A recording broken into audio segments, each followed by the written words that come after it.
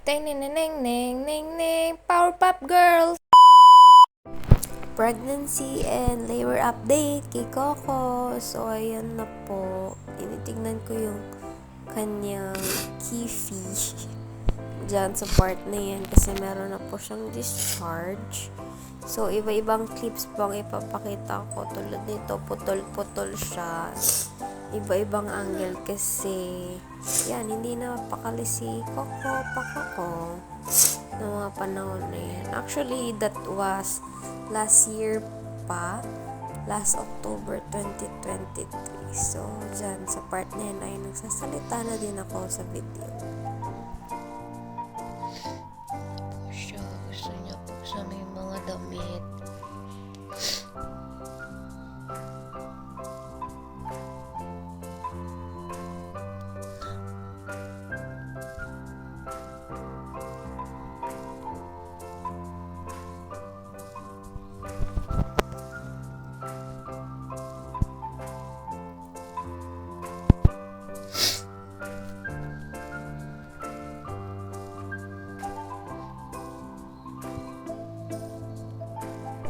Medyo mababa yung oras ng pag-labor dito ni Coco.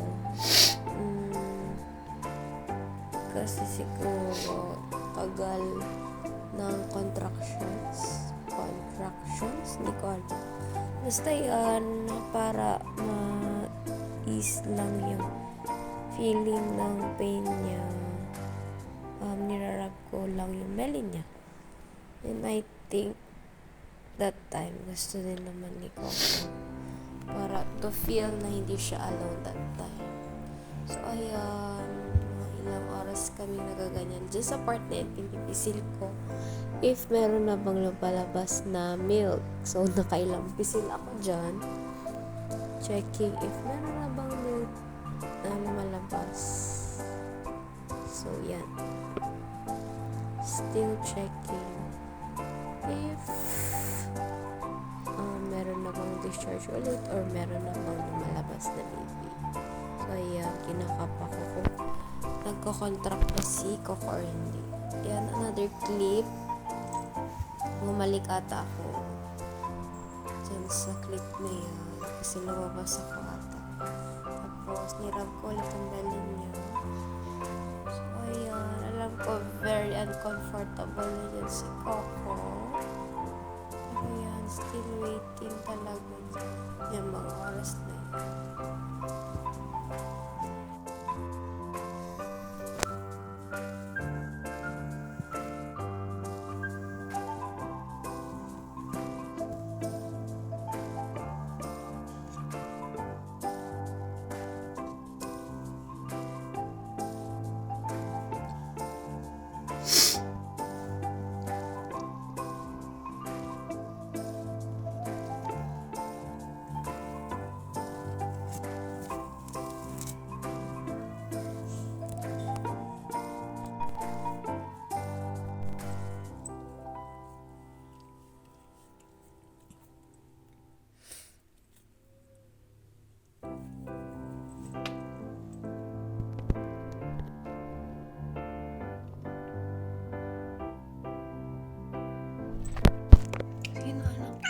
Iri na, iri pa. Kaya mo yan. Kaya mo yan po. Kaya mo yan, love. Hindi pa.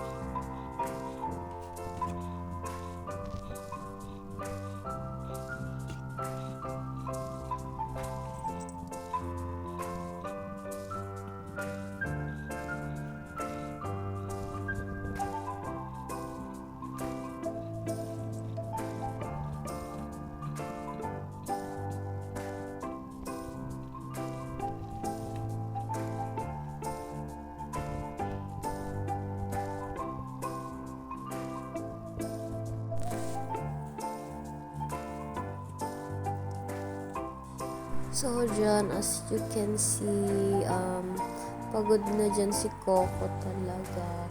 Awang-awa na ako that time kasi wala pa din lumalabas na baby or na kitten. Tapos yan, feel ko ko-contract siya dyan and wala pa din lumalabas. So, yan, still waiting pa din. And yan, hindi niya alam kung ano bang feel ko dapat position para lumabas na si baby kitten. So, yun.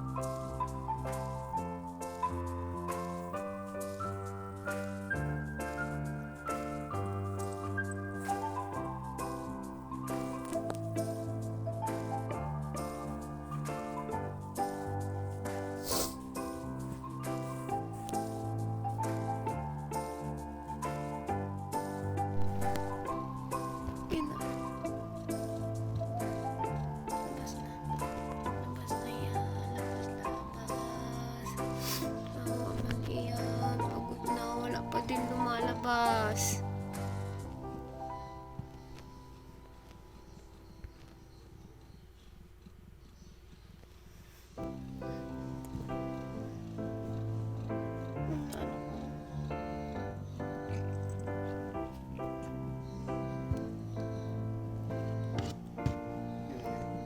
Pa din? Di pa?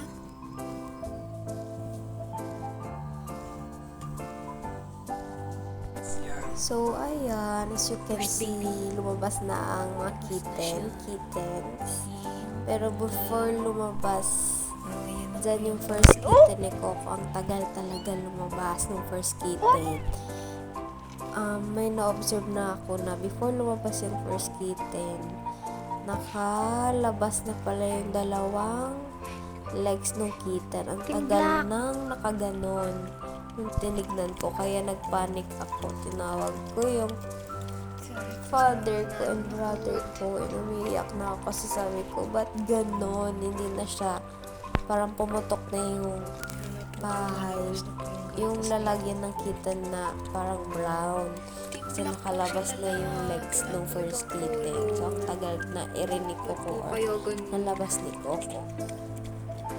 So, ayan. Pero nung mga sumunod naman na, naging smooth na yung paglabas ng kittens ni Coco.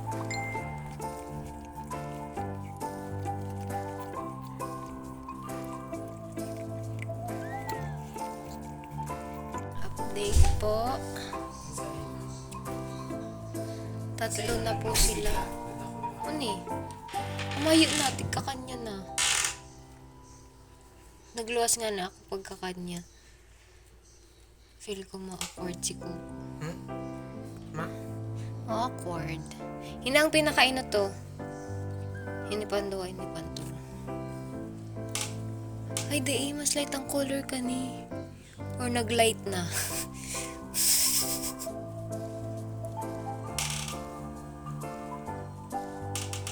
Bolang taro.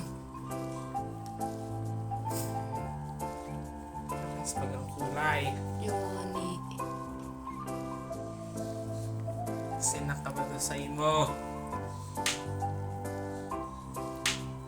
Ano ga pa? Sige, tanong pati ang tulak ni Coco. Yun nagaro yan ang last. Water? Wala pa. Nakulak ba na? Siling mo? Ito ano, makupos ba yan?